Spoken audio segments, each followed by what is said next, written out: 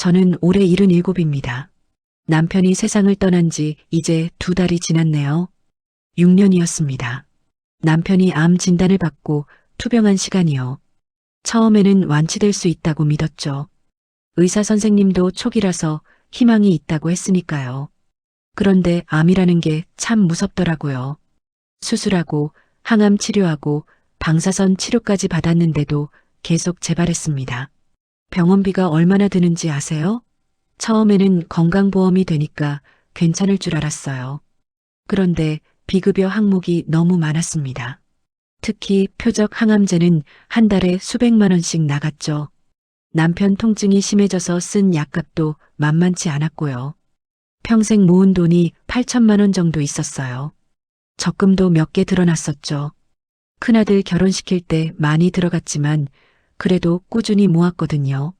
남편은 일용직으로 일했고 저는 새벽 5시에 일어나 시장에서 좌판 장사를 했습니다. 손이 얼어붙는 겨울날에도 비가 쏟아지는 날에도 나갔죠. 그렇게 모은 돈이 6년 만에 다 사라졌습니다. 적금도 하나씩 깨고 예금도 다 빼서 병원비로 썼어요. 남편은 미안하다고 자꾸 울었습니다. 여보, 나 때문에 평생 모은 돈 다 날리게 됐네. 미안해. 그럴 때마다 저는 남편 손을 꼭 잡았죠. 무슨 소리예요?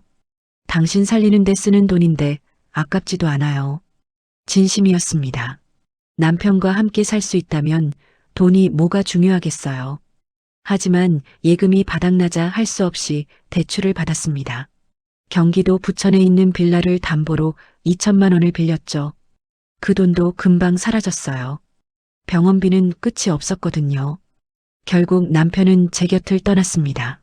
마지막 날 남편은 제 손을 붙잡고 말했어요. 여보, 고생 많았어. 아이들 잘 부탁해. 저는 그저 고개만 끄덕였죠. 울음이 터질 것 같아서 말을 할 수가 없었거든요. 장례를 치르고 나서 통장을 확인했을 때 충격을 받았습니다. 잔액이 거의 바닥이었어요. 장례 비용까지 쓰고 나니 손에 쥔 현금은 100만 원도 채 되지 않았죠.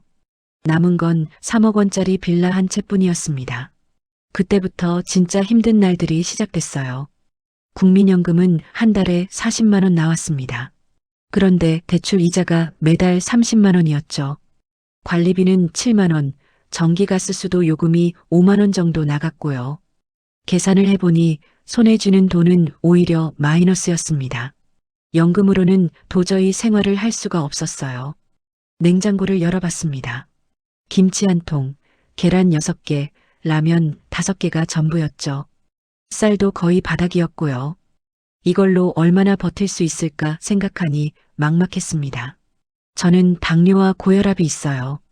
매달 병원에 가서 약을 타야 하는데 병원비가 부담스러웠습니다. 진료비에 약값까지 하면 한 번에 3만 원은 들어갔거든요. 그래서 약국에서 파는 싼 약으로 대체했죠. 효과가 있는지는 모르겠지만 그래도 안 먹는 것보단 나으니까요. 하루에 2끼만 먹기로 했습니다. 아침은 거르고 점심에 라면 하나, 저녁에 밥 한 공기와 김치로 버텼어요. 배가 고팠지만 참았습니다. 돈이 없으니 어쩔 수가 없었죠. 밤마다 천장을 바라보며 생각했습니다. 이제 어떻게 살아야 하나? 이대로 가다가는 굶어 죽을 수도 있겠다 싶었어요. 자식들 얼굴이 떠올랐습니다. 큰아들, 둘째 아들, 막내딸. 3명 다 잘 키웠다고 생각했는데 말이죠. 큰아들은 올해 52입니다. 서울 노원구에서 중견기업 부장으로 일하고 있어요. 연봉이 8천만 원쯤 된다고 들었죠. 아파트도 있고 차도 있어요. 물론 대출은 있겠지만 그래도 안정적으로 사는 편이에요. 둘째 아들은 49입니다. 인천에서 프랜차이즈 치킨집을 운영하고 있어요. 장사가 잘 된다고 들었습니다. 한 달에 500만 원은 넘게 벌 거예요. 며느리도 일을 하니까 형편이 괜찮죠. 막내딸은 46입니다. 경기도 분당 아파트에 살아요. 사위가 대기업에 다니거든요. 애들 둘 다 학원을 여러 개 보내고 있어요. 경제적으로 여유가 있는 편이죠. 3자식 다 돈은 있습니다. 그건 제가 알아요. 명절 때 오면 좋은 차 타고 오고 옷도 괜찮은 거 입고 오거든요. 손주들도 다 학원 다니고 학교도 잘 다니고요. 평생 자식들에게 손 벌리지 않고 살아왔는데 이제는 어쩔 수 없나 싶었습니다. 하지만 쉽게 연락할 수가 없었어요. 자존심이 허락하지 않았거든요. 부모가 자식한테 돈 달라고 하는 게 얼마나 비참한 일입니까? 그렇게 한 달을 버텼습니다. 냉장고는 점점 비어갔고 몸무게도 5kg이나 빠졌어요. 거울을 보니 제 얼굴이 너무 초췌해져 있었습니다. 우편함에는 고지서가 쌓여갔습니다.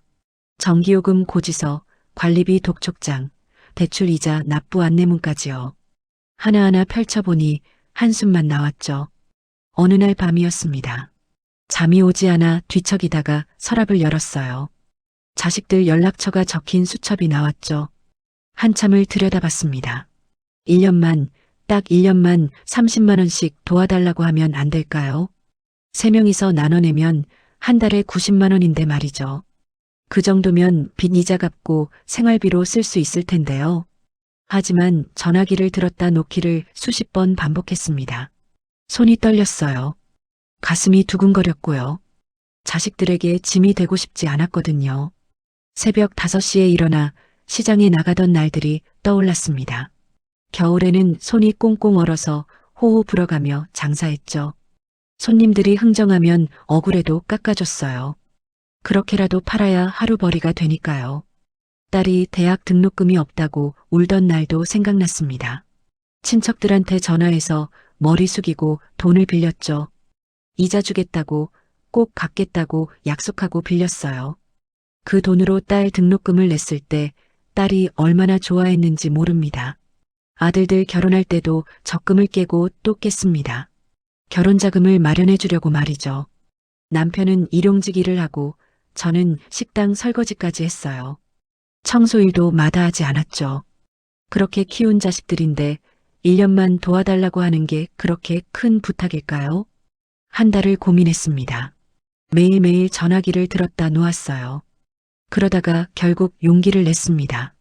떨리는 손으로 큰아들 번호를 눌렀죠. 신호음이 울렸습니다. 심장이 터질 것 같았어요.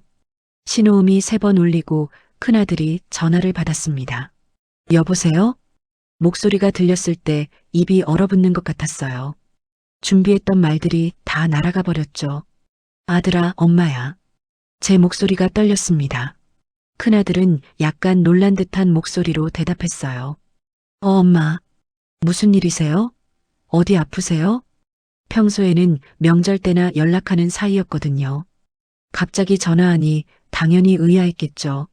아니, 건강은 괜찮아. 그게 아들아. 말을 꺼내기가 너무 힘들었습니다. 목이 메었어요. 한참을 머뭇거리다가 겨우 입을 열었죠. 엄마가 정말 미안한데 아빠 병원비 때문에 빚이 좀 생겼어. 이자 갚느라 생활이 너무 힘들구나. 큰아들은 잠시 침묵했습니다. 저는 빨리 말을 이었어요. 1년만, 딱 1년만 30만 원씩만 도와줄 수 있을까? 너희 셋이서 나눠서 내면 90만 원이니까 엄마가 생활할 수 있을 것 같아서. 전화기 너머로 큰아들이 한숨 쉬는 소리가 들렸습니다. 그 한숨 소리에 가슴이 철렁 내려앉았어요. 아, 엄마. 그게. 큰아들은 말끝을 흐렸습니다. 그러더니 난처한 목소리로 말했죠. 지금 애들 대학 등록금에 아파트 대출 이자에. 솔직히 저희도 빠듯해요. 제가 동생들이랑 얘기해보고 다시 연락드릴게요. 그렇게 전화가 끊겼습니다. 먼저 연락 준다는 말을 믿고 싶었어요. 아들이 동생들이랑 의논해서 방법을 찾아주겠죠. 하지만 가슴 한편이 무너지는 것 같았습니다. 제가 너무 큰 부탁을 한 걸까요? 다음 날 둘째 아들한테 전화했습니다. 큰아들이 동생들한테 얘기했을 거라고 생각했거든요. 그런데 둘째 아들 목소리는 전혀 모르는 것 같았어요. 엄마, 무슨 일이세요? 저는 다시 한번 용기를 내서 같은 얘기를 꺼냈습니다. 아빠 병원비로 빚이 생긴 것, 생활이 힘든 것, 1년만 30만 원씩 도와달라는 것까지요. 둘째 아들은 큰아들보다 더 빨리 대답했습니다. 엄마, 요즘 장사가 진짜 안 돼요. 저도 대출받아서 돌려막기 하는 상황이라니까요. 목소리에 짜증이 섞여 있었어요. 제가 부담스러운 얘기를 꺼낸 게 불편한 것 같았죠. 프랜차이즈 본사에 내는 돈도 만만치 않고 직원들 월급 주면 남는 게 없어요. 같이 얘기해보고 다시 연락드릴게요. 그렇게 또 끊겼습니다. 형이랑 얘기해본다고 했는데 큰아들은 동생들이랑 얘기해본다고 했었죠.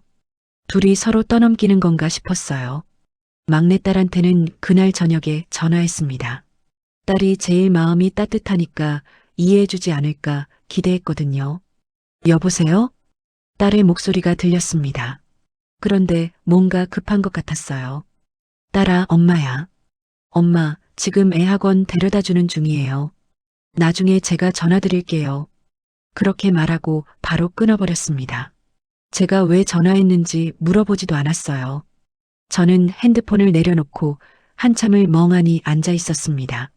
3명 다 나중에 연락 준다고 했죠. 믿어야겠죠. 자식들도 다 사정이 있을 거예요. 그날 밤 잠을 이룰 수가 없었습니다.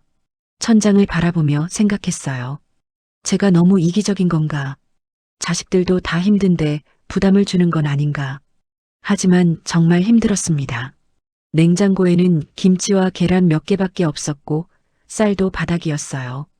대출 이자는 계속 나갔고요. 일주일이 지났습니다. 아무도 연락이 없었어요. 혹시 통화를 못했나 싶어서 큰아들한테 문자를 보냈습니다. 아들아, 엄마야. 지난번에 얘기한 거 동생들이랑 의논해봤니? 답장은 한참 뒤에 왔습니다. 엄마 바빠서 아직 얘기 못했어요. 조금만 기다려주세요. 조금만 기다리라는 말에 저는 또 기다렸습니다. 하루가 지나고 이틀이 지나고 일주일이 또 지났어요. 2주일이 되었습니다. 여전히 아무 소식이 없었어요. 냉장고는 더 텅 비었고 관리비 독촉장이 우편함에 들어왔습니다. 대출 이자 연체 문자도 날아왔죠. 연체 이자가 발생했습니다. 빠른 시일 내에 납부 바랍니다. 손이 떨렸습니다. 이제 연체까지 시작된 거예요. 저는 더 이상 기다릴 수가 없었어요. 다시 자식들한테 전화를 걸기 시작했습니다. 큰아들한테 먼저 전화했습니다. 신호음만 울리고 받지 않았어요. 한 번 더 걸었죠. 그래도 안 받았습니다. 3번째 걸었을 때도 마찬가지였어요. 부재중 전화가 3개나 쌓였는데 답장이 없었습니다. 큰아들은 제 전화를 보고도 일부러 안 받는 것 같았어요. 둘째 아들한테도 전화했습니다. 역시나 받지 않았죠. 2번, 3번 걸어도 똑같았어요. 부재중 전화만 쌓여갔습니다. 가슴이 답답했습니다. 애들이 정말 일부러 피하는 거구나. 그 생각이 드니까 너무 서러웠어요. 엄마 전화를 이렇게 피하다니. 딸한테 전화를 걸었습니다. 1번, 2번 울리고 나서 딸이 받았어요. 다행이라고 생각했죠. 엄마, 왜 또 전화하세요? 바쁘다니까요. 하지만 목소리가 차갑게 느껴졌습니다. 짜증이 섞여 있었어요. 딸아, 엄마가 정말 힘들어서 2주일 전에 부탁했던 거 혹시 말을 끝까지 하기도 전이었습니다. 딸이 저를 끊었어요. 엄마, 지금 애들 학원비만 2명 합쳐서 200만 원 넘게 나가요. 목소리가 날카로웠습니다. 저는 가슴이 철렁 내려앉았죠. 그리고 남편 회사도 요즘 어려워서 언제 구조조정 당할지 모르는 상황이에요. 우리도 애들 교육비에 대출 이자에 너무 빡빡해요. 30만 원이 작은 돈이 아니라고요. 저는 떨리는 목소리로 말했습니다. 그래도 딸아, 엄마가 정말 급해서 밥도 제대로 못 먹고 있어. 목이 메었어요. 눈물이 날 것 같았죠. 하지만 딸의 다음 말은 제 가슴을 칼로 찌르는 것 같았습니다. 엄마, 집 있잖아요. 그 집 팔면 되잖아요. 왜 자꾸 우리한테 손 벌리세요? 저는 할 말을 잃었습니다. 그 집은 30년을 살았던 곳이에요. 남편과의 추억이, 자식들과의 기억이 가득한 곳인데 말이죠. 돈 때문이면 연락하지 마세요. 진짜 스트레스 받아요. 딸은 그렇게 말하고 전화를 끊어버렸습니다. 저는 전화기를 든 채 멍하니 앉아 있었어요. 손이 부들부들 떨렸습니다.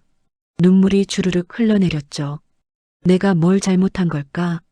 평생 허리 굽혀가며 일해서 자식들 뒷바라지했는데 대학까지 보냈는데, 결혼 자금까지 마련해줬는데, 막상 제가 힘들 때는 아무도 도와주지 않는다는 사실이 너무 비참했습니다.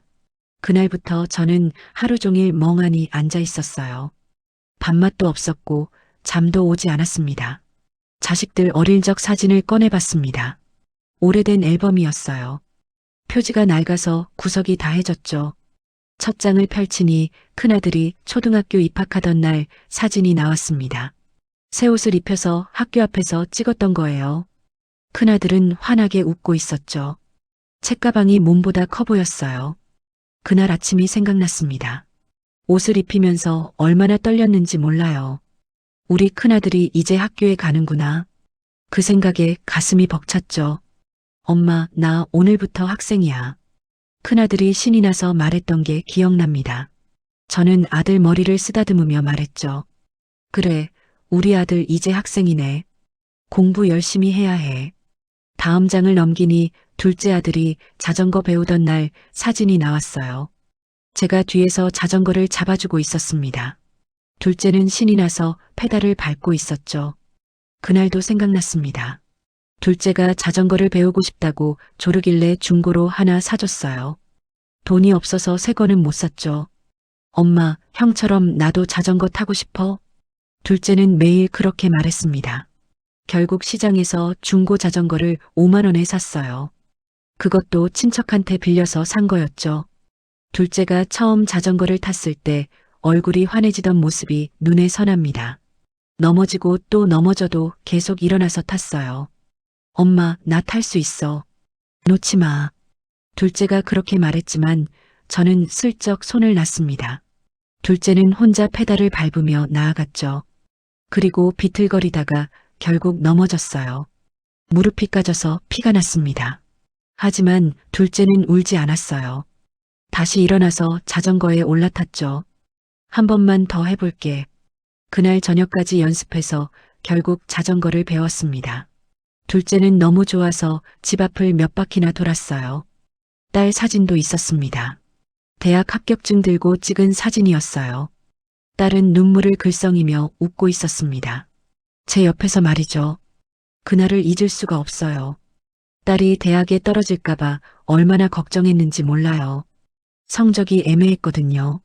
합격자 발표 날이었습니다. 딸은 컴퓨터 앞에 앉아서 떨고 있었어요. 저도 옆에서 같이 떨었죠. 엄마, 무서워.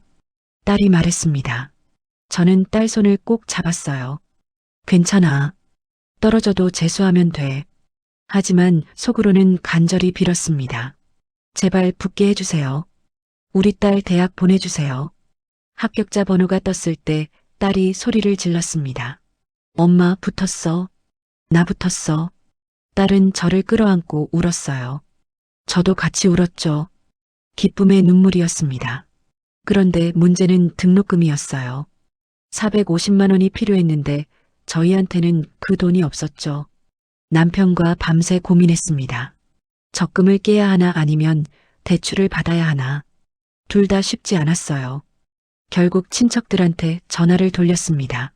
머리를 숙이고 돈을 빌렸죠. 미안해. 딸 대학 등록금이 급해서 그래. 이자 줄게. 꼭 갚을게. 6명한테 전화해서 겨우 450만 원을 모았습니다. 10만 원, 30만 원, 50만 원씩 빌렸어요.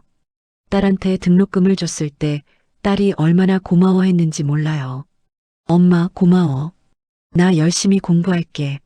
나중에 엄마한테 꼭 보답할게. 딸은 그렇게 말했습니다. 저는 딸 머리를 쓰다듬으며 웃었죠. 보답은 무슨, 내가 잘 되는 게 엄마 보답이야. 앨범을 덮었습니다. 눈물이 계속 나왔어요. 그렇게 키운 자식들인데 이제는 월 30만 원도 아까워하는구나. 거실 벽을 봤습니다. 자식들 키를 재던 흔적이 아직 남아 있었어요. 큰아들 120cm, 둘째 130cm, 딸 110cm. 연필로 그은 선이 희미하게 보였죠. 키를 잴 때마다 아이들은 좋아했습니다. 자기가 얼마나 컸는지 확인하는 게 신기했나 봐요. 엄마, 나 이만큼 컸어. 큰아들이 벽에 손을 대며 말했던 게 생각납니다. 저는 고개를 끄덕이며 말했죠. 그러게. 우리 아들 많이 컸네. 안방 옷장을 열었습니다. 남편이 입던 옷들이 아직 걸려 있었어요. 회색 점퍼, 검은색 바지, 흰색 셔츠. 모두 남편 냄새가 배어 있었죠. 저는 참아 버릴 수가 없었어요. 남편이 떠난 지 2달밖에 안 됐는데 옷을 버린다는 게 너무 잔인하게 느껴졌거든요. 가끔 옷장을 열고 옷을 만졌습니다. 남편 냄새가 나는 것 같았어요. 그러면 남편이 아직 곁에 있는 것 같았죠. 부엌 선반에는 남편이 좋아하던 찻잔이 있었어요. 파란색 도자기 찻잔이었죠. 남편은 저녁마다 그 찻잔에 보리차를 마시곤 했습니다. 제가 끓여주면 한 모금 마시고는 꼭 이렇게 말했어요. 여보, 역시 당신이 끓인 차가 제일 맛있어. 그럴 때마다 저는 웃으며 말했습니다. 보리차가 다 거기서 거기지 뭐. 하지만 속으로는 기뻤어요. 남편이 제가 한 일을 인정해주는 게 좋았거든요. 베란다에 나갔습니다.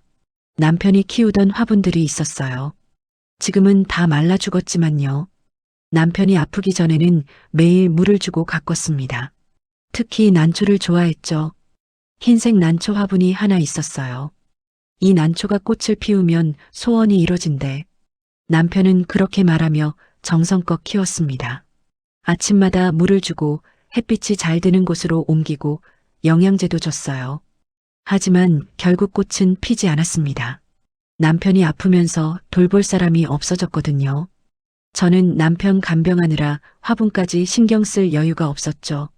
난초는 서서히 말라갔습니다. 잎이 누렇게 변하고 줄기가 마르고 결국 죽었어요. 남편의 소원도 이루어지지 않았죠. 이 집 구석구석에 추억이 배어 있었습니다. 30년을 살았으니 당연한 일이겠죠. 거실, 안방, 작은 방, 부엌, 베란다. 모든 곳에 가족의 흔적이 남아 있었어요. 며칠을 그렇게 보냈습니다. 사진을 보고 집을 둘러보고 추억에 잠기고 밥도 제대로 먹지 않았어요. 배가 고프지도 않았거든요. 일주일쯤 지났을까요? 전기요금 고지서가 또 왔습니다. 이번 달까지 안 내면 정말 끊긴다는 내용이었어요. 관리사무소에서도 전화가 왔습니다. 할머니, 관리비 3개월째 밀렸어요. 이번 달까지 안 내시면 법적 조치 취할 수밖에 없어요. 법적 조치. 그 말이 가슴을 쿵 하고 내리쳤습니다. 대출이자 연체 문자도 계속 왔어요. 연체 2주째입니다.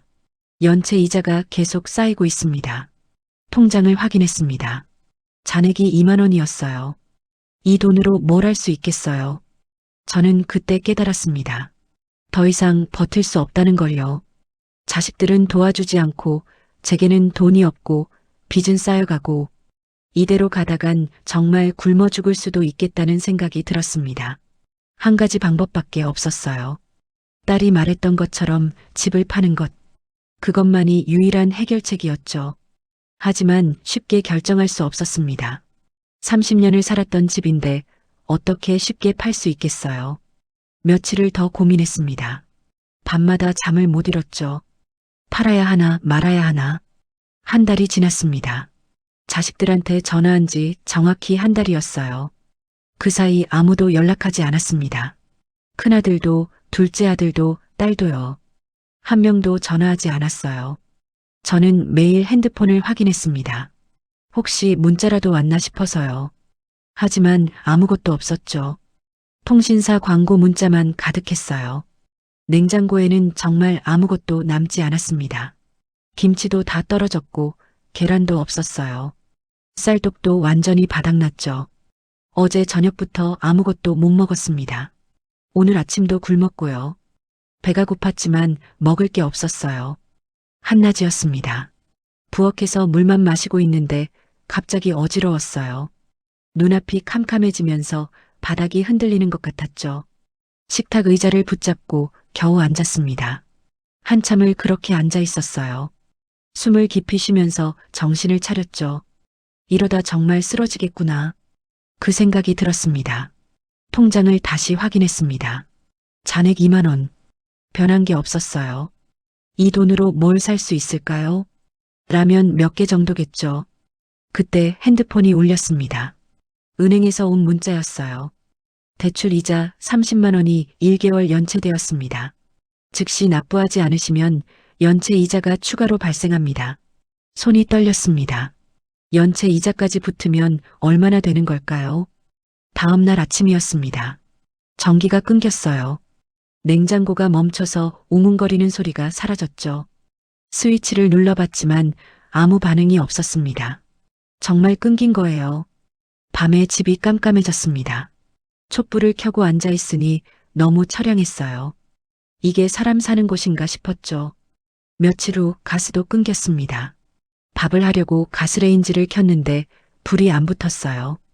가스요금도 밀렸거든요. 이제는 밥도 할 수 없게 됐습니다. 전기도 없고 가스도 없으니까요. 관리사무소에서 전화가 또 왔습니다. 할머니, 관리비 3개월치가 63만 원입니다. 이번 주까지 안 내시면 법적 조치에 들어갑니다. 강제 징수도 가능하니까 꼭 내주세요. 법적 조치, 강제 징수, 무서운 말들이었어요. 알겠습니다. 저는 그렇게만 대답하고 전화를 끊었습니다. 낼 돈이 없는데 어떻게 하겠어요. 그날 저녁 결심했습니다. 더 이상 버틸 수 없다고요. 집을 팔아야겠다고요. 다음 날 아침 부동산에 전화했습니다. 손이 떨렸지만 번호를 눌렀어요. 여보세요, 거기 부동산이죠? 남자 목소리가 들렸습니다. 네, 부동산 맞습니다. 무슨 일이세요? 집을 팔려고 하는데요. 아, 네. 어디 집이세요? 주소를 알려줬습니다. 부동산 사장님은 알겠다고 했어요. 내일 한번 가볼게요. 집 상태 보고 시세 알려드릴게요. 다음 날 부동산 사장님이 왔습니다. 50대쯤 돼 보이는 남자였어요. 집을 둘러보더니 고개를 끄덕였죠. 3억에 내놨던 집이죠? 빌라 시세가 요즘 많이 떨어졌어요. 이 동네도 마찬가지고요. 제 얼굴을 보더니 말을 이었습니다. 2억 8천 정도면 빠르게 팔 수 있을 것 같아요. 급하게 파시려면 2억 7천도 괜찮고요. 2억 8천만 원. 생각보다 적었지만 어쩔 수 없었습니다. 빠르게 팔아주세요. 급해요. 제 목소리가 떨렸습니다. 부동산 사장님은 제 얼굴을 한참 보더니 고개를 끄덕였어요. 알겠습니다. 최대한 빨리 알아볼게요. 매물이 나간 지 일주일쯤 됐을 때였습니다. 부동산에서 연락이 왔어요. 할머니, 집 보러 오신 분이 계세요. 내일 같이 오시겠대요. 다음 날 젊은 부부가 왔습니다. 30 초반으로 보였어요. 신혼부부인 것 같았죠. 집을 꼼꼼히 둘러봤습니다. 거실도 보고 방도 보고 화장실도 봤어요. 남편이 아내한테 물었습니다. 여보, 어때? 괜찮아? 응, 좋은데. 햇볕도 잘 들고. 둘이 만족스러운 표정이었어요. 남편이 저한테 물었습니다. 할머니, 2억 7천에 계약 가능하세요? 2억 7천만 원. 처음 얘기보다 더 낮았습니다. 하지만 거절할 수 없었어요. 더 기다릴 여유가 없었거든요. 좋아요. 그렇게 하죠. 계약은 일주일 후로 잡혔습니다. 계약금 10%를 먼저 받고 잔금은 2달 후에 받기로 했어요.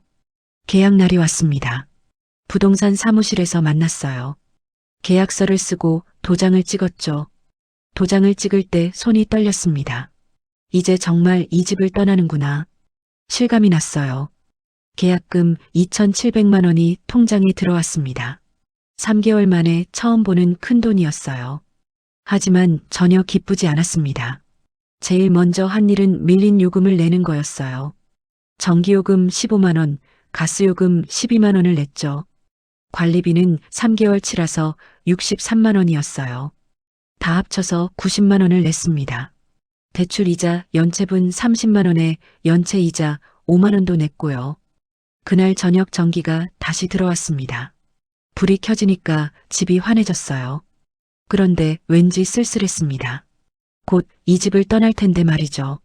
남은 돈으로 쌀을 샀습니다. 10kg짜리 한 포대요. 반찬도 몇 가지 샀어요. 김치, 계란, 두부, 멸치. 오랜만에 장을 봤죠. 집에 와서 밥을 했습니다. 가스가 다시 들어와서 가능했어요. 밥이 지어지는 냄새가 났죠. 밥 한 공기에 김치를 올려서 먹었습니다. 오랜만에 제대로 된 밥이었어요. 눈물이 났습니다. 그동안 얼마나 굶었던 걸까요? 밥 한 공기가 이렇게 귀한 줄 몰랐어요. 자식들한테 문자를 보냈습니다. 3명 모두에게 같은 내용을 보냈죠. 애들아, 엄마가 집을 팔게 됐어. 이제 요양원에 들어갈 생각이야. 문자를 보내고 나서 답장을 기다렸습니다. 혹시 자식들이 만류하지 않을까? 조금은 기대했어요. 1시간쯤 지났을까요? 큰아들한테서 답장이 왔습니다. 엄마 왜 갑자기요? 우리랑 상의도 안 하고요? 상의도 안 하고. 그 말이 가슴에 박혔습니다. 2달 전에 도움 청했을 때는 피하더니 이제 와서 상의를 하라는구나. 답장을 보냈습니다. 도움 청했을 때 아무도 안 도와줬잖니. 엄마 혼자 살 수 없어서 결정한 거야. 큰아들은 답장을 하지 않았습니다. 읽음 표시만 떴을 뿐이에요. 둘째 아들과 딸한테서는 아예 답장이 오지 않았어요. 문자를 읽었다는 표시만 떠 있었죠. 저는 핸드폰을 내려놓고 한숨을 쉬었습니다. 역시나 자식들은 관심이 없구나. 엄마가 집을 팔든 요양원에 가든 상관없는 거죠. 며칠이 지났습니다. 여전히 둘째와 딸한테서는 아무 연락이 없었어요. 큰아들도 더 이상 문자를 보내지 않았습니다. 전화라도 한 통 오지 않을까 기다렸지만 헛된 기대였어요. 자식들은 정말 신경 쓰지 않는 것 같았습니다. 일주일쯤 지났을 때였습니다. 큰아들한테서 전화가 왔어요. 혹시나 싶어서 급하게 받았죠. 여보세요, 아들아. 큰아들 목소리가 들렸습니다. 그런데 뭔가 어색했어요. 엄마, 집 정말 파는 거예요? 응, 이미 계약했어. 잔금은 2달 후에 받아. 그럼 돈은 얼마나 받는데요? 저는 잠시 망설였습니다. 왜 돈 얘기부터 하는 걸까요? 2억 7천. 큰아들은 잠시 침묵했습니다. 그러더니 조심스럽게 말했어요. 그럼 그 돈으로 뭐 하실 거예요? 빚 갚고 요양원 들어가려고. 그렇구나. 큰아들은 더 이상 아무 말도 하지 않았습니다. 집 팔지 말라는 말도 같이 살자는 말도 없었어요. 알았어요. 그럼 조심하세요. 그렇게 전화가 끊겼습니다. 가슴이 텅 빈 것 같았습니다. 자식들은 정말 엄마를 외면하는구나. 그 생각에 눈물이 났어요. 잔금 날짜까지 2달이 남았습니다. 그동안 이 집에서 마지막 시간을 보내야 했어요. 잔금 날짜까지 2달이 남았습니다. 그동안 이 집에서 마지막 시간을 보내야 했어요. 계약금으로 당장 급한 불은 껐습니다. 밀린 요금도 냈고 쌀도 샀죠. 반찬도 몇 가지 만들었고요. 하지만 마음은 편하지 않았습니다. 2달 후면 이 집을 떠나야 하니까요. 매일 아침 일어나면 집을 둘러봤어요.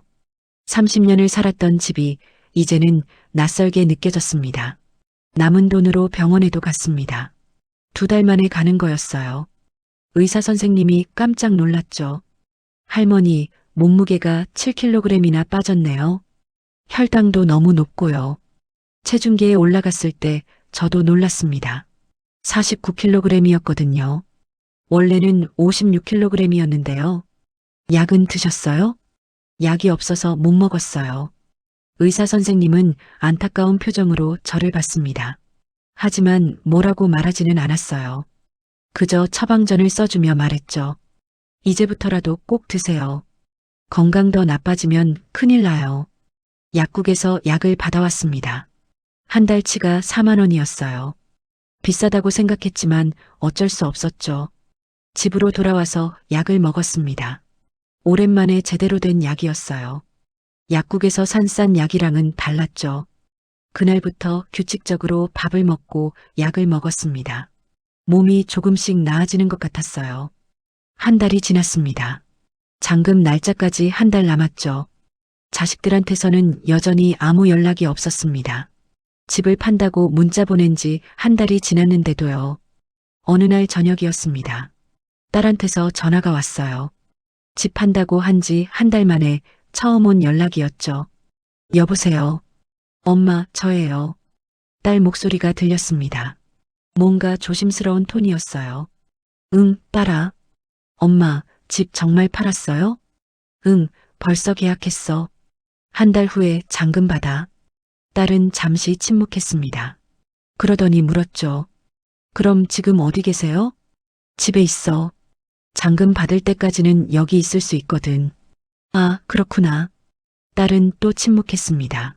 무슨 말을 하려는 건지 알 수 없었어요. 엄마, 요양원 들어가면 돈 많이 들지 않아요? 또 돈 얘기였습니다. 저는 한숨을 쉬었어요. 입소비랑 월 비용 합쳐서 감당할 수 있을 것 같아. 그럼 남은 돈은요? 빚 갚고 나면 얼마 남는데요? 딸의 질문에 저는 잠시 말문이 막혔습니다. 왜 자꾸 돈 얘기를 하는 걸까요? 빚 2천 갚고 중개 수수료하고 여러 가지 빼면 2억 5천 정도 남을 거야. 그걸로 요양원 들어가려고. 2억 5천이요? 그 정도면 작은 집도 살 수 있잖아요. 딸은 뭔가 아쉬운 듯한 목소리였어요. 집을 사면 뭐해? 생활비가 없는데. 요양원이 나아. 아, 그렇구나. 잘 생각하셨네요. 딸은 그렇게 말하고 전화를 끊었습니다. 걱정하는 말도 보러 가겠다는 말도 없었어요. 저는 핸드폰을 내려놓고 천장을 바라봤습니다. 자식들은 정말 엄마가 어떻게 되든 상관없는 건가 봐요. 며칠 후 둘째 아들한테서도 전화가 왔습니다. 엄마, 저예요. 응, 아들아. 엄마, 집 팔면 돈 얼마 남아요? 둘째도 돈 얘기부터 했습니다. 저는 피식 웃음이 나왔어요. 2억 5천 정도 남을 것 같아. 그럼 그 돈으로 작은 집 하나 사세요. 요양원보다 그게 나아요. 아들아, 집 사면 생활비는 어떻게 해? 엄마 연금 40만 원으로는 생활 못해. 그럼 그 돈을 은행에 넣으면 이자 나오잖아요. 둘째는 쉽게 말했습니다. 하지만 현실은 그렇지 않았죠. 이자가 얼마나 나온다고. 요양원이 제일 나아. 그렇구나. 알았어요. 둘째도 그렇게 전화를 끊었습니다. 같이 살자는 말은 끝내 하지 않았어요. 잔금 날짜가 다가왔습니다. 이틀 남았고 하루 남았고 드디어 그날이 왔습니다. 아침 일찍 일어났습니다. 마지막으로 집을 정리했어요. 가져갈 짐을 챙기고 남길 건 남기고 가구는 이미 다 처리했습니다. 중고 가구점에서 무료로 가져갔거든요. 30년 동안 쓴 가구들이 공짜로 나갔죠. 남은 건 옷가지 몇 벌과 사진 앨범, 남편 유품 몇 개뿐이었습니다. 작은 가방 하나에 다 들어갔어요. 부동산 사무실로 갔습니다. 젊은 부부가 와 있었어요. 웃으며 저를 반겼죠. 할머니, 안녕하세요. 계약서를 썼습니다. 잔금 2억 4,300만 원을 받기로 했어요. 중개 수수료는 사는 사람이 내기로 했거든요. 통장에 돈이 들어왔습니다. 계약금 2,700만 원과 합쳐서 총 2억 7천만 원이었죠. 집 열쇠를 새 주인한테 넘겨줬습니다. 손이 떨렸어요. 잘 쓸게요, 할머니. 남편이 웃으며 말했습니다. 아내도 고맙다고 인사했죠. 저는 고개만 끄덕였어요. 말을 하면 눈물이 날 것 같았거든요. 부동산을 나와서 집으로 갔습니다. 아니, 이제는 남의 집이죠. 마지막으로 짐을 가지러 갔어요. 대문 앞에 섰습니다. 30년을 드나들던 대문이었어요. 이제 마지막이구나. 뒤돌아봤습니다. 집을 한참 바라봤죠. 거실 창문이 보였어요. 자식들이 뛰놀던 거실, 남편과 차를 마시던 거실. 눈물이 났습니다. 참으려고 했지만 안 됐어요. 안녕. 작게 말하고 대문을 나섰습니다. 택시를 잡아 타고 은행으로 갔어요. 은행에서 대출금 2천만 원을 갚았습니다. 중개 수수료 800만 원도 냈고요. 계약서 작성 비용이랑 각종 수수료까지 빼니까 통장에 2억 4,500만 원이 남았습니다. 다시 계산해 봤어요. 등기 이전 비용이랑 취득세 환급 받을 거 생각하면 대충 2억 5천만 원 정도 되겠더라고요. 이 돈으로 앞으로를 살아가야 합니다. 자식들 도움 없이 혼자서 말이죠. 택시를 타고 고시원으로 갔습니다. 일단 머물 곳이 필요했거든요. 한 달에 35만 원짜리 방을 얻었어요. 좁은 방이었습니다. 침대 하나랑 작은 책상이 전부였죠. 창문도 작아서 햇빛이 잘 안 들어왔어요. 짐을 풀고 침대에 앉았습니다. 가방에서 사진 앨범을 꺼냈어요. 자식들 어릴 적 사진을 봤습니다. 웃고 있는 얼굴들이었죠. 행복했던 시절의 사진들. 그때는 정말 좋았는데 중얼거렸습니다. 그때로 돌아갈 수만 있다면 얼마나 좋을까요? 하지만 시간은 되돌릴 수 없었습니다. 이제는 앞으로 나아가야 했어요. 요양원을 알아보기로 했습니다. 내일부터 알아봐야겠다고 생각했죠. 창밖을 봤습니다. 해가 지고 있었어요. 하루가 저물고 있었죠. 새로운 시작이 될까요? 아니면 쓸쓸한 끝이 될까요? 잘 모르겠었습니다. 하지만 어쨌든 살아가야 했어요. 다음 날 아침 일찍 일어났습니다. 요양원을 알아보기로 했거든요. 인터넷으로 검색을 시작했어요. 서울에 있는 요양원부터 찾아봤죠. 첫 번째로 전화한 곳은 강남에 있는 요양원이었습니다. 입소비가 1억 2천만 원이고요. 월 비용이 180만 원입니다. 너무 비쌌어요. 제 형편으로는 감당할 수 없었죠. 두 번째로 전화한 곳도 비슷했습니다. 입소비 9천만 원에 월 150만 원입니다. 서울은 너무 비쌌습니다. 경기도 외곽으로 나가야겠다는 생각이 들었어요. 경기도 파주, 양평, 여주 쪽을 알아봤습니다. 서울보다는 훨씬 저렴했죠. 한 곳씩 전화를 걸어 상담을 받았어요. 대부분 입소비 5천만 원에 월 100만 원에서 150만 원 정도였습니다. 계산을 해봤습니다. 입소비 5천만 원을 내면 2억이 남아요. 월 120만 원씩 쓰면 연금 40만 원을 합쳐도 한 달에 80만 원이 나가는 거죠. 2억을 80만 원씩 나누면 대충 250개월, 약 20년은 살 수 있겠더라고요. 제가 77이니까 97까지는 살 수 있는 돈이었습니다. 그 정도면 충분했어요. 그때까지 살 수 있으면 됐죠. 양평에 있는 요양원 하나가 마음에 들었습니다. 전화로 상담했을 때 원장님이 친절했거든요. 할머니, 한번 직접 와서 보세요. 시설 둘러보시고 결정하셔도 돼요. 다음 날 양평으로 갔습니다. 버스를 2번 갈아타고 1시간 반을 갔어요. 요양원은 산속에 있었습니다. 조용한 곳이었죠. 공기도 좋고 경치도 괜찮았어요. 원장님이 저를 반갑게 맞아줬습니다. 50대 여자분이었어요. 어서 오세요, 할머니. 시설 구경시켜 드릴게요. 건물 안으로 들어갔습니다. 깨끗했어요. 복도도 넓고 밝았죠. 방을 보여줬습니다. 2인실이었어요. 침대 2개가 있고 작은 화장실도 딸려 있었죠. 지금은 혼자 쓰시는 분이 계세요. 할머니 오시면 같이 쓰시게 돼요. 창문으로 밖이 보였습니다. 산이 보이고 나무들이 보였어요. 경치가 좋았죠. 식당도 보여줬습니다. 깨끗한 식탁들이 줄지어 있었어요. 식사는 하루 3끼 제공되고요. 간식도 나갑니다. 영양사가 메뉴 짜서 건강식으로 드려요. 요양원 직원들도 만났습니다. 다들 친절해 보였어요. 병원도 일주일에 한 번씩 모시고 가고요. 물리치료도 있어요. 프로그램도 여러 가지 있고요. 원장님이 자세히 설명해 줬습니다. 마당에도 나가봤어요. 벤치가 몇 개 있었고 꽃도 심어져 있었죠. 날씨 좋을 때 여기 나와서 햇볕 쬐시면 좋아요. 저는 고개를 끄덕였습니다. 마음에 들었어요. 여기서 남은 인생을 보내면 되겠구나 싶었죠. 입소비가 5천만 원이고 월 비용이 120만 원입니다. 연금으로 내시면 되고요. 계산이 맞았습니다. 제가 생각했던 금액이랑 똑같았어요. 언제 입소 가능한가요? 지금 방이 있으니까 언제든지 가능해요. 할머니가 원하시는 날짜로 정하시면 돼요. 저는 잠시 생각했습니다. 언제 들어올까요? 빠를수록 좋겠죠. 2주 후에 올게요. 짐 정리하고 올게요. 네, 알겠습니다. 그럼 입소 신청서 작성하시고 계약금만 먼저 내시면 돼요. 사무실로 가서 서류를 작성했습니다. 이름, 주민등록번호, 연락처를 적었어요. 보호자 연락처 란이 있었습니다. 저는 그 란을 비워뒀어요. 원장님이 물었습니다. 할머니, 보호자는 안 계세요? 자식들이 있긴 한데 적고 싶지 않아요. 원장님은 제 얼굴을 보더니 더 이상 묻지 않았습니다. 그럼 비워두셔도 돼요. 나중에 필요하시면 그때 적으셔도 되고요. 계약금으로 500만 원을 냈습니다. 2주 후에 입소하면서 나머지 4,500만 원을 내기로 했죠.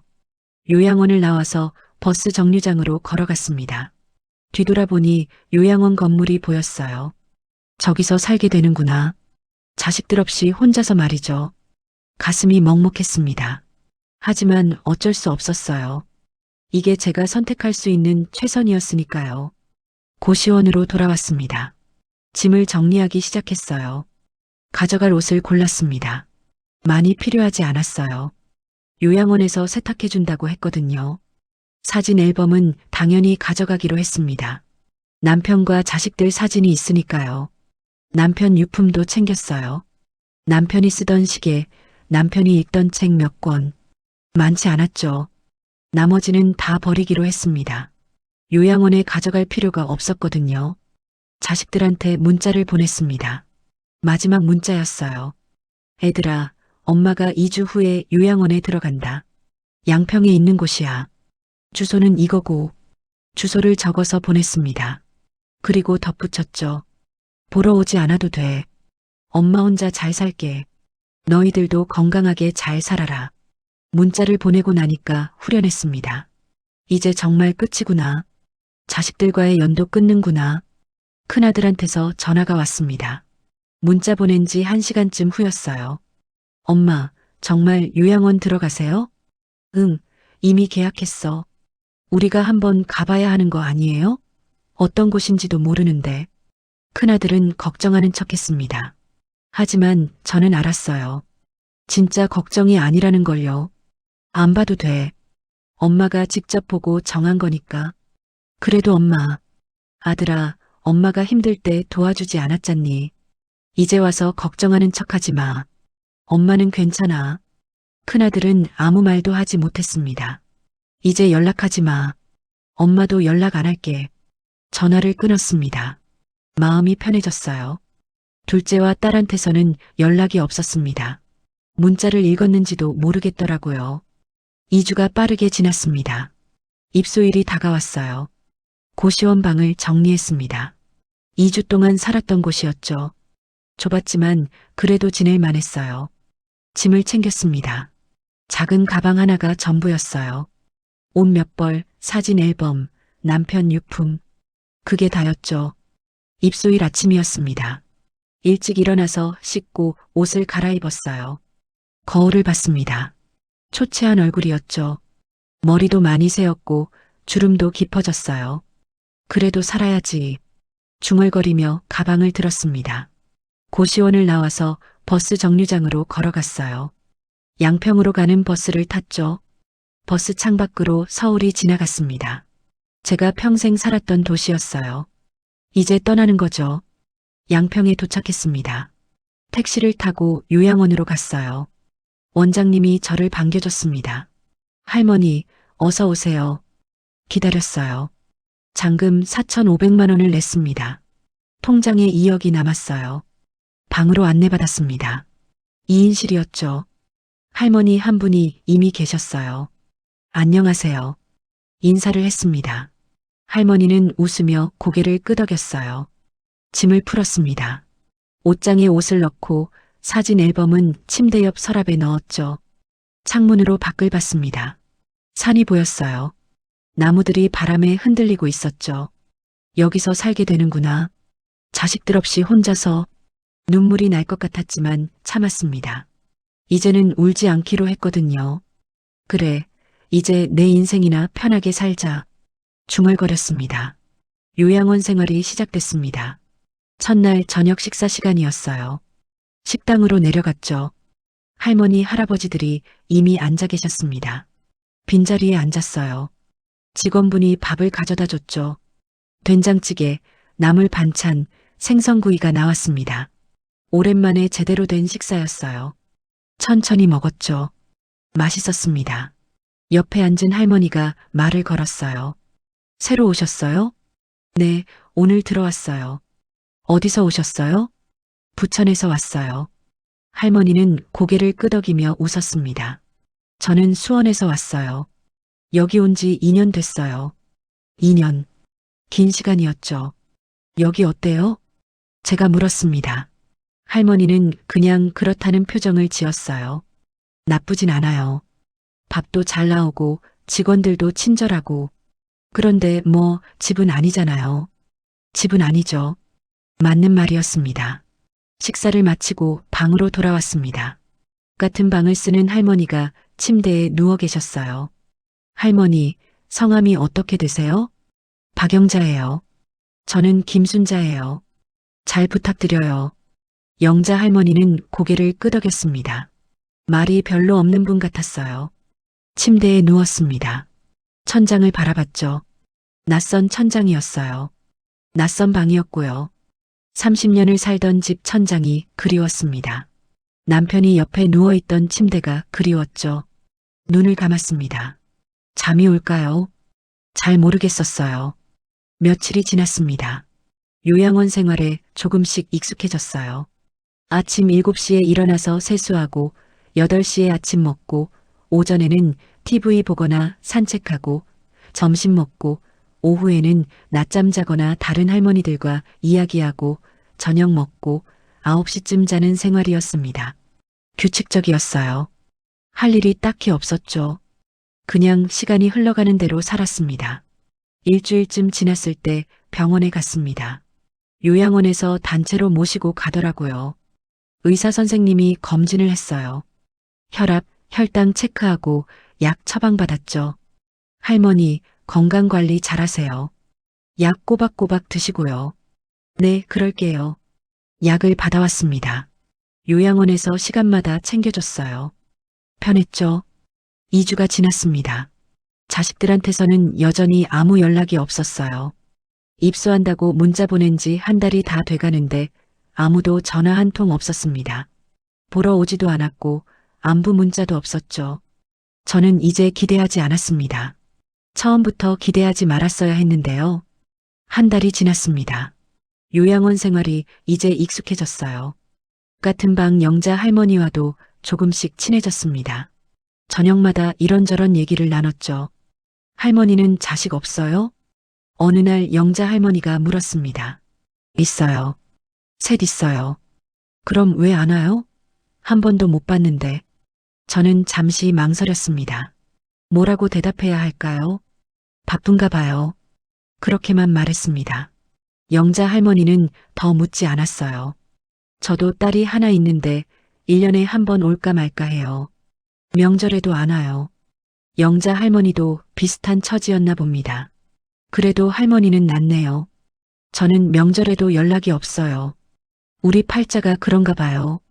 영자 할머니가 한숨을 쉬었습니다. 저도 한숨이 나왔죠. 2달이 지났습니다. 계절이 바뀌고 있었어요. 창밖 나무들이 단풍이 들었죠. 가을이었습니다. 제가 좋아하던 계절이었어요. 어느 날 오후였습니다. 마당에 나가서 벤치에 앉아 있었어요. 햇볕이 따뜻했습니다. 바람도 시원하게 불었죠. 가방에서 사진 앨범을 꺼냈습니다. 요즘 자주 보게 되더라고요. 자식들 어릴 적 사진을 봤어요. 환하게 웃고 있는 얼굴들이었죠. 큰아들이 초등학교 입학하던 날, 둘째가 자전거 배우던 날, 딸이 대학 합격했던 날. 모두 행복했던 순간들이었습니다. 그때는 정말 좋았는데 중얼거렸습니다. 눈물이 날 것 같았지만 참았어요. 할머니, 뭐 보세요? 옆에 다른 할머니가 앉으며 물었습니다. 자식들 사진이요. 어머, 보여주세요. 할머니가 사진을 봤습니다. 귀엽네요. 자식들 다 잘 컸어요? 네, 다 잘 컸어요. 거짓말이었습니다. 잘 컸다고 할 수 있을까요? 부모를 외면하는 자식들인데. 하지만 그렇게 말할 수밖에 없었어요. 남들한테 창피했거든요. 앨범을 덮었습니다. 그만 보기로 했어요. 볼수록 슬퍼졌으니까요. 3달이 지났습니다. 요양원에 온 지 벌써 3달이었어요. 자식들한테서는 여전히 연락이 없었습니다. 저도 연락하지 않았고요. 명절이 다가왔습니다. 추석이었죠. 요양원에서 명절 음식을 준비했어요. 송편도 만들고 전도 부쳤죠. 할머니들, 오늘 가족들 오시는 분 계세요? 직원이 물었습니다. 몇 분이 손을 들었어요. 저는 손을 들지 않았습니다. 올 리가 없었거든요. 명절 아침이었습니다. 몇몇 할머니, 할아버지들은 가족이 찾아왔어요. 손주들도 왔고 며느리, 사위들도 왔죠. 웃음소리가 들렸습니다. 저는 방에 혼자 있었어요. 나가고 싶지 않았거든요. 영자 할머니도 방에 있었습니다. 영자 할머니 딸도 안 왔나 봐요. 할머니, 괜찮아요? 영자 할머니가 물었습니다. 네, 괜찮아요. 거짓말이었습니다. 괜찮지 않았어요. 가슴이 너무 아팠거든요. 창문으로 밖을 봤습니다. 가족들이 마당에서 사진을 찍고 있었어요. 할머니를 가운데 두고 다 같이 웃으며 찍었죠. 부러웠습니다. 저도 저렇게 자식들과 사진을 찍고 싶었어요. 하지만 이제는 불가능했죠. 자식들은 저를 버렸으니까요. 저녁이 됐습니다. 가족들이 다 돌아갔어요. 요양원은 다시 조용해졌죠. 식당에 갔습니다. 송편과 전이 나왔어요. 맛있게 보였지만 입맛이 없었습니다. 조금 먹고 방으로 돌아왔어요. 침대에 누웠죠. 자식들 생각이 났습니다. 지금쯤 뭐 하고 있을까요? 명절 음식 먹고 있을까요? 저를 생각이나 할까요? 아마 안 할 거예요. 저를 잊었을 거예요. 눈물이 났습니다. 이제는 울지 않기로 했는데 참을 수가 없었어요. 베개에 얼굴을 묻고 울었습니다. 소리 내지 않으려고 애썼죠. 영자 할머니가 들을까 봐요. 한참을 울었습니다. 눈물이 멈추지 않았어요. 평생 자식들을 위해 살았는데 새벽부터 일어나 일했고 밤늦게까지 일했고 아프면서도 참았고 힘들어도 웃었고 그렇게 키운 자식들인데 이제는 저를 버렸습니다. 월 30만 원도 아까워하더니 이제는 명절에도 안 찾아오는구나. 가슴이 너무 아팠습니다. 눈물이 마르고 나서 일어나 앉았어요. 창밖을 봤습니다. 달이 떠 있었어요. 둥근 보름달이었죠. 명절 달이었습니다. 그래, 이제 나를 위해 살자. 자식들 생각하지 말고 중얼거렸습니다. 쉽지 않겠지만 노력해야 했어요. 안 그러면 계속 슬플 테니까요. 서랍을 열었습니다. 사진 앨범이 있었어요. 꺼내서 한참 봤죠. 마지막으로 보기로 했습니다. 이제 더 이상 안 볼 거예요. 한 장 한 장 넘기며 봤습니다. 추억들이 떠올랐죠. 행복했던 순간들, 힘들었지만 보람 있었던 순간들. 마지막 장까지 다 봤습니다. 그리고 앨범을 덮었어요. 서랍 깊숙이 넣었습니다. 이제 꺼내지 않기로 했어요. 안녕. 작게 말했습니다. 자식들한테 하는 작별 인사였죠. 창밖을 다시 봤습니다. 달이 환하게 빛나고 있었어요. 이제부터는 나를 위해 살아보자. 다짐했습니다. 자식들 눈치 보지 않고, 자식들 생각하지 않고, 그냥 저를 위해 살기로요. 쉽지 않겠지만 해야 했습니다. 앞으로 몇 년을 더 살지 모르지만 남은 시간만이라도 편하게 살고 싶었어요. 침대에 다시 누웠습니다. 눈을 감았죠. 내일은 또 하루가 시작될 거예요. 똑같은 하루겠지만 살아가야 했습니다. 그래, 살아보자. 중얼거리며 잠이 들었습니다. 요양원 창문 너머로 달빛이 들어왔어요. 고요한 밤이었습니다.